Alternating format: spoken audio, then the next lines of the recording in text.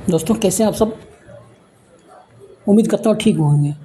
आज मैं आपके सामने कृष्ण पिंगल संकटी चतुर्दशी के बारे में बात करेंगे। कृष्ण पिंगल संकटी चतुर्दशी यानी दो भाग है, कृष्ण और संकटी चतुर्दशी। संकटी यानी संकट हरता विघ्नहर्ता गणेश जी के बारे में बात करेंगे।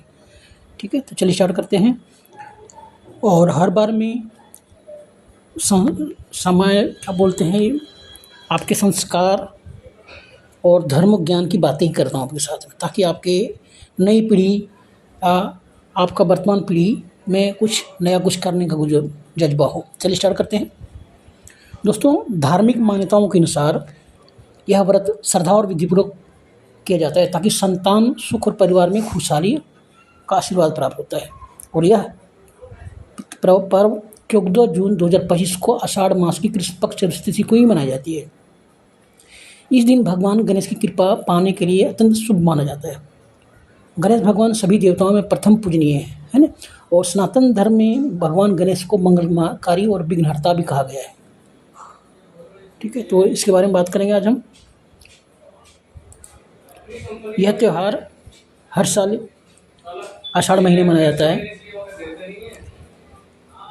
और कैसे करना है, और हर महीने में कृष्ण पक्ष की चतुर्दशी को ये व्रत रखा जाता है। संकटी का अर्थ है विवादों से मुक्ति, संकटों से मुक्ति।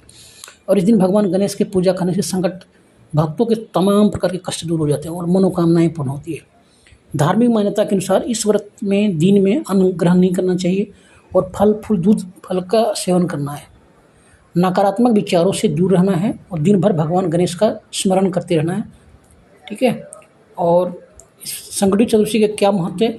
यह व्रत भगवान गणेश जी को समर्पित है, जो विघ्नहर्ता, संकटहर्ता, सिद्धिविनायक के नाम से जाने जाते हैं। इनका मेन क्या है, संकटों से मुक्ति। ऐसी मान्यता है कि इस दिन व्रत रखने से भगवान गणेश की विधि विधान पूजा अर्चना करने से जीवन के तमाम प्रकार के संकट बाधाएं कष्ट दूर हो जाती है। मनोकामना पूर्ति, भगवान गणेश प्रसन्न होकर भक्तों की सभी इच्छाएं पूरी कर देते हैं, चाहे वह संतान की प्राप्ति हो, धन समृद्धि को हो, या स्वास्थ्य के प्रति हो, या शिक्षा के प्रति, या सफलता, कुछ भी हो। शुभता और सौभाग्य, इस दिन गणेश जी की कृष्ण पिंगल स्वरूप की पूजा की जाती है ना। अभी हमने बोला ना, कृष्ण पिंगल क्या है, गणेश जी की कृष्ण पिंगल स्वरूप है, इसकी पूजा जाती है, जो सुख समृद्धि और सौभाग्य प्रदान करता है। प्रथम पूज्य कौन है, गणेश जी। ठीक है, आइए उसके बारे में थोड़ा सी कहानी जान लेते हैं, जिससे आपकी सारी समझ में आ जाएगा। ठीक है, तो कहानी स्टार्ट करता हूँ। द्वापर युग में महिष्मती नगरी में महिजात नाम का एक प्रतापी राजा राज करता था। वह पुण्य धर्मात्मा राजा था और प्रजा पालक था। वो अपने संतान की तरह अपने प्रजा का पालन पोषण करते थे, लेकिन उन्हें कोई संतान नहीं था, जिस कारण से वो राजमहल का राज सुख वैद उनको बेकार लगता था। वेदों में संतानहीन व्यक्ति का जीवन व्यर्थ माना गया है ना।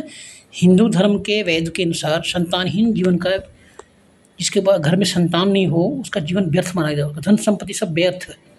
अगर आपके घर में संतान नहीं है तो सारी धन संपत्ति, आपके सारे धन वैभव सब मिट्टी के समान है।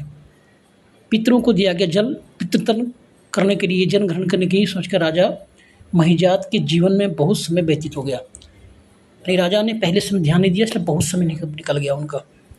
पुत्र प्राप्ति के लिए उन्हें कई दान यज्ञ आदि करवाए, लेकिन फिर भी उन्हें कोई संतान नहीं मिली।